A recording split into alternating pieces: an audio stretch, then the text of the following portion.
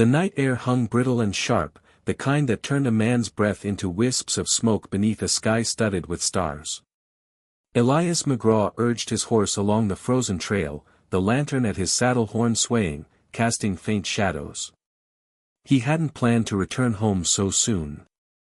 Work on the range had wrapped early, and all he could think of was his sons, Sam's quick grin, Tommy's shy laughter, little Jake's chatter, and the warm glow of lamplight spilling from their cabin. After days riding the lonely plains, he craved the comfort of home. But as he rounded the final bend, the cabin came into view, and no light welcomed him. The wind hissed through the tall grass, carrying a faint, broken sound that stopped his heart cold. Elias reined in hard, his boots hitting the ground before the horse fully stopped. In the dim starlight, he saw them, 3 small figures huddled on the porch, arms wrapped tightly around each other, shivering like colts left to the frost. Sam, the eldest at 12, lifted his head. His voice, ragged with shame, broke the silence. "Pa," he whispered, his breath puffing white. He clutched 6-year-old Jake close, trying to shield him with his thin frame. Tommy, 8, pressed against them, lips blue, eyes dazed. Elias dropped to his knees, pulling all 3 into his arms, wrapping them in his worn coat. Their trembling bodies felt frail, their hands cold as river stones. Fury burned in his chest, sharp and sickening. "Why are you out here?" he asked, voice cracking against the wind. Sam swallowed hard. "She locked us out. Said we weren't wanted inside." Elias's jaw tightened.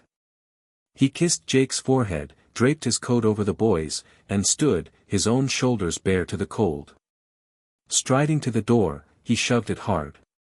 The hinges rattled, but the bolt held. Through a thin crack of lamplight, he saw Clara's silhouette, his second wife, unmoving, her voice cutting like flint. "You're back early," she said flatly. "Didn't expect you." "You left them in the cold," Elias growled, his hands clenching. "They're not mine," she snapped.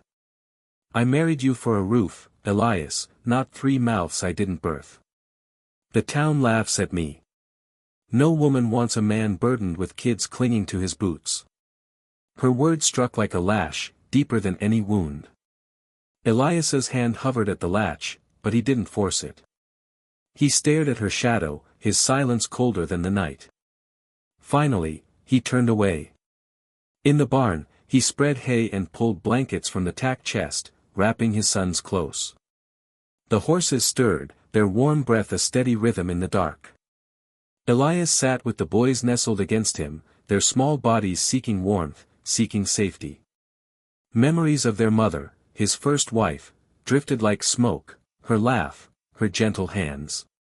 She was gone, but he was here, and he vowed they'd never face the cold alone again. Tommy whispered, "She said we weren't wanted." Elias smoothed the boy's damp hair. "You're wanted by me. Always." His voice cracked like dry wood but held firm. The boys drifted to sleep, their breathing soft, faces peaceful at last. Elias stayed awake, staring at the moon through the barn rafters, grief heavy as stone in his chest. A man could fight rustlers, storms, drought, but nothing cut deeper than the shame in his children's eyes.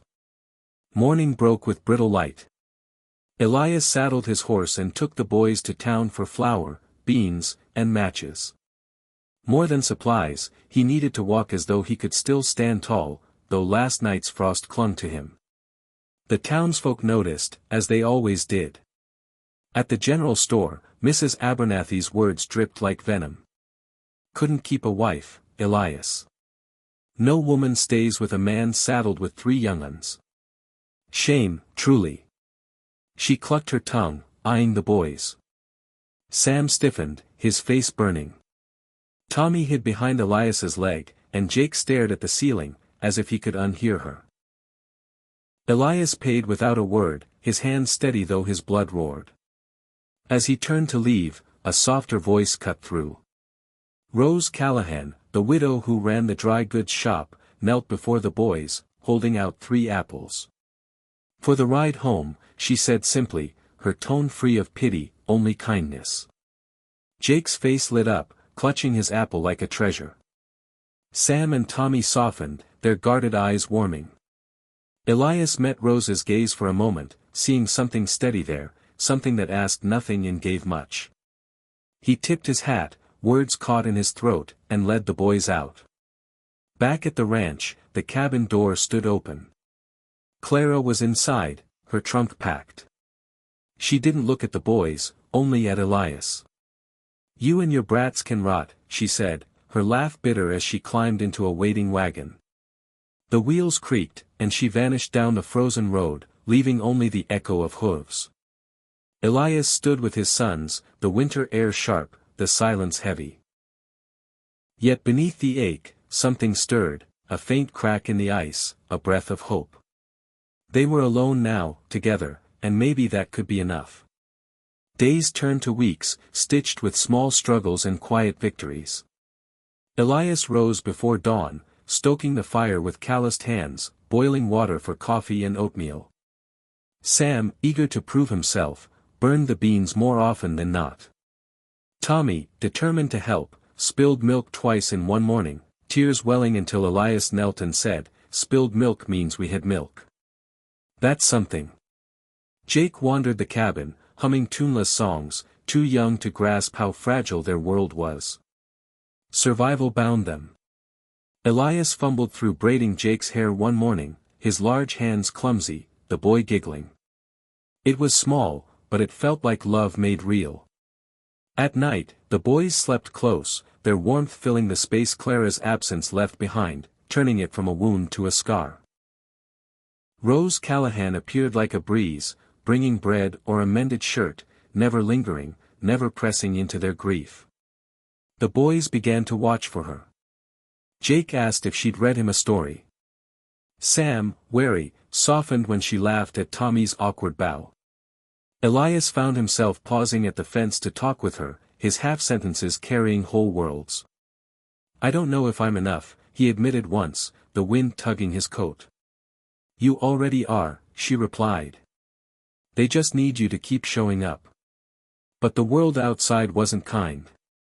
Sheriff Boone rode out one evening, his voice heavy. "Folks are talking, Elias. A man alone with 3 boys, if they think you can't manage, they'll talk of taking them. Best show you're steady." The words landed like iron. Elias had faced storms, but the threat of losing his sons was a weight he couldn't bear. That night, smoke filled the cabin. The boys had tried cooking while Elias mended a fence. Flames licked the pan, blackening the rafters. Elias burst in, heart pounding, but instead of anger, he gathered them close. "We're learning," he whispered. "Learning comes with smoke." Rose arrived, drawn by the smoke.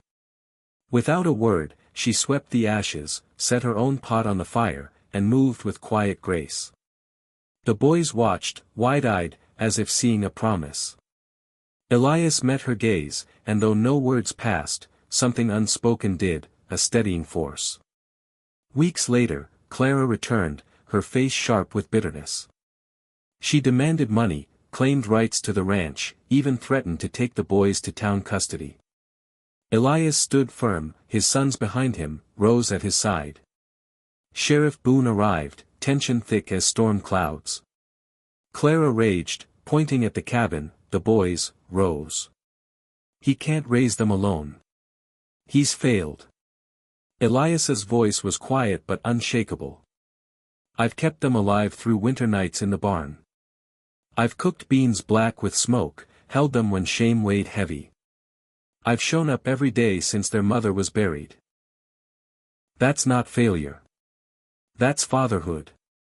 The sheriff studied him, the boys clinging to their father, Rose's silence a testament. "This land and these boys are his," Boone said. Clara left, her bitterness fading into the horizon. Spring came, soft and certain. Elias and his sons built a new porch, hammers ringing like music. Rose sat nearby, sewing, her hair catching the light.